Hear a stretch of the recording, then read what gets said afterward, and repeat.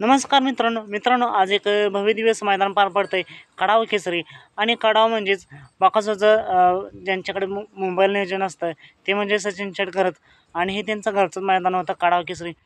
त्यामुळे बाकासूरला या मैदानामध्ये दाखल व्हावं लागलं, हजेरी दाखवावी लागली. आणि बाकासूर दाखलसुद्धा झाला. आणि बाकासूरचा पायरा होता शेरासोबत.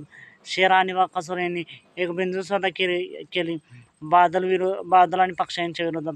आणि ते बिनजोडचे मानकरीसुद्धा झाले. त्याचबरोबर मित्रांनो, बाकासूरचा आज एक फेरा देखील पाहायला मिळाला. तो होता चिकण्यासोबत. चिकण्या कोण तर सचिन शेटकर यांचा घरचाच नंदी. मित्रांनो, त्याचबरोबर अशी चर्चा होती की बाकासूरचा अजून एक शर्यत होईल. पण मित्रांनो, जर आपण पाहिलं तर बाकासूर आणि शेरा यांची खतरनाक अशी शर्यत पाहायला मिळाली.